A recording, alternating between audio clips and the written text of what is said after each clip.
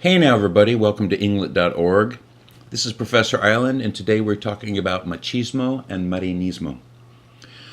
Machismo and Marianismo are two sides of the gender politics within Latin American culture and Latino culture generally, and also really within gender politics across the world. It's just that with these particular terms, since they're in Spanish, we're really talking about this within the context of Latino culture.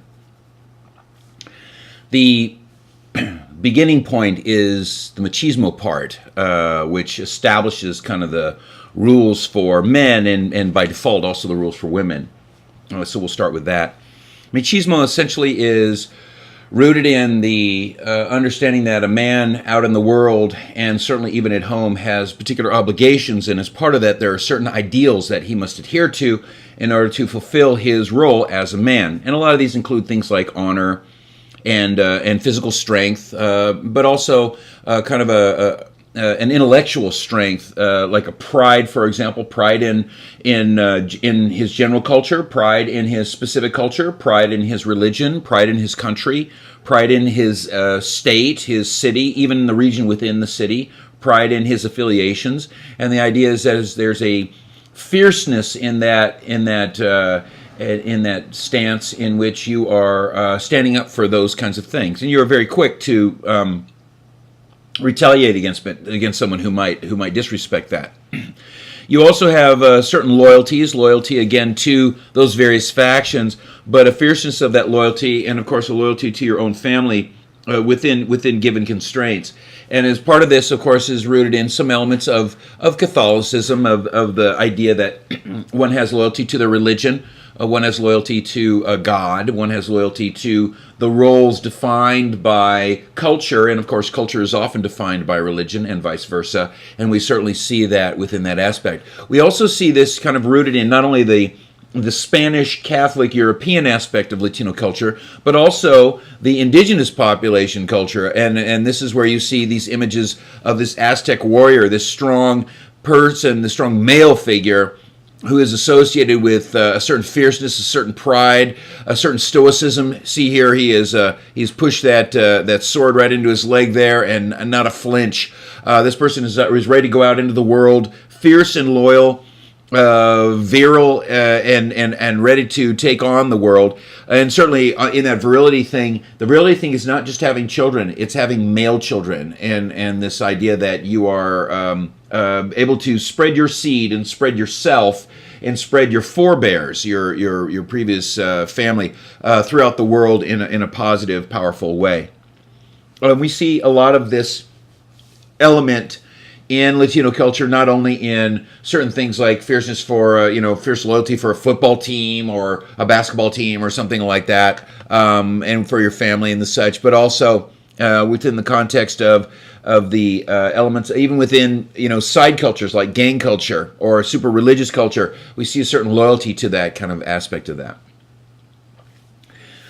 This notion of machismo then led to Marianismo, which is the female side of this. This was a term coined in 1973 by Evelyn Stevens, who was an archaeologist and anthropologist who was analyzing Latino culture, and this is kind of the female side of this. And of course we have honor as part of this, because Marianismo is rooted in the word Maria or Mary, and it's a reference to La Virgen de Guadalupe, who is the idealized woman. It's the Virgin Mary, and of course her elements of piety and of loyalty, and the fact that she's often portrayed as this kind of silently strong but really meek and ultimately idealized woman in many specific ways, leads to different roles for women than for men. And certainly we have a certain level of morality, and this morality is based largely in not only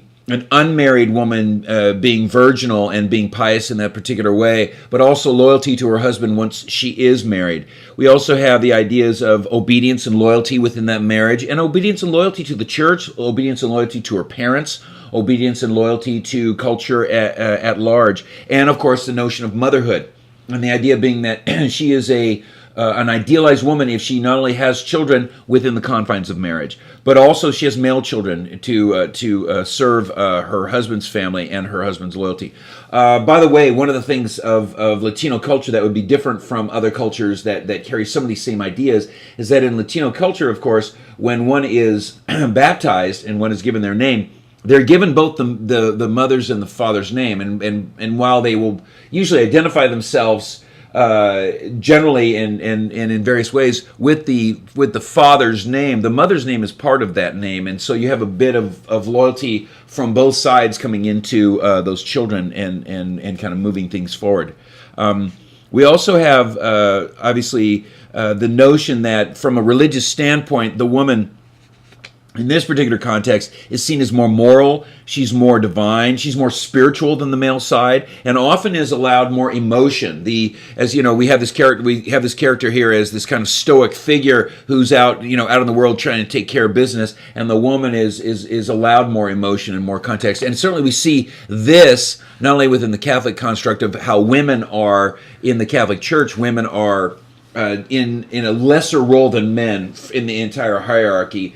Especially in the traditional Catholic Church, no female priests, no female bishops, cardinals, certainly no female popes within that context, certainly in modern times. But also you see this within this particular aspect of culture when we have this guy goes out in the world, and then suddenly we have a mixture of this, and we end up with something like this. We have the strong male character, we have this woman in a position of either passivity or even in need of rescue, and he is going to use his strength to rescue her, but as by that context, he also then gets to possess her. She's attractive and vulnerable, and we see this repeated over and over again, where in a lot of ways he is serving her by protecting her and saving her, but at the same time he also in some ways has her, and you'll see this image throughout Latino culture, and especially within Mexican and Central American imagery within that context. Certainly, and remember that's about an English class somewhere along the lines, certainly we see this reflected in literature. The notion that the macho character is either going to be realizing it in a very fundamental way, or there's some aspect of the woman's role in society being idealized, or there's a contrast to it. This machismo thing does not work out and the person fails to do that, or the woman in some ways is either failing to live up to this ideal, or she is defying it. And certainly in some of your more modern literature, we have mixtures of this. Also, the idea of the Marianismo character being one who is in some ways being served by the husband, this is relevant or relative to to class, because certainly the highest class female is in this idealized version of the machismo marianismo concept, may be allowed to do not much other than to serve her husband and to serve the children and to not have to work out in the real world. But certainly in the peasant class and in the working class, the woman out in the world working as a matter of necessity is a reality, and therefore you get mixtures of how much this machismo and marianismo aspect is realized.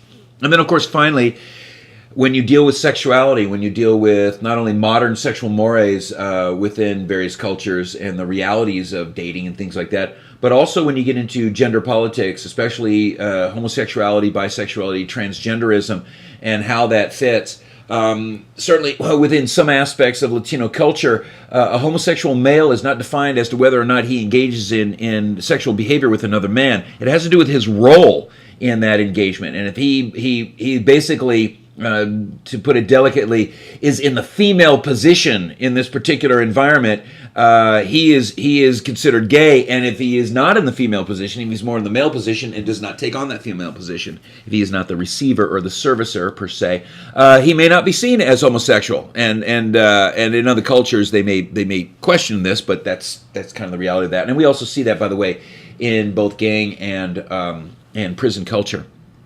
The other thing has to do with, for example, with lesbians and homosexuals and their parents' expectations. And the parents, of course, and their daughter comes to them and says, "Hey, Mom, Dad, I'm lesbian, and I'm not gonna have children and stuff like this." And the mother's first question is, "Great, when are you gonna settle down, get married, and provide me with some grandchildren?" And her understanding, the mother's understanding as to her world versus her child's world are fundamentally at odds with each other, and this is where you get a lot of conflict and a lot of pushback, especially for Latino children who are either gay or bisexual, and are going to have a hell of a time trying to figure out a way to negotiate that within the context of a very traditional society. Something that, again, is seen in many cultures throughout the world. Anyway, that's my shortened version of Machismo and Marianismo. There's plenty of material out there. We're going to see this reflected a lot in our literature, and certainly the portrayal of men and women is going to be a topic of discussion as we go through the course, and we will see how that all works out. All right? Stay in touch.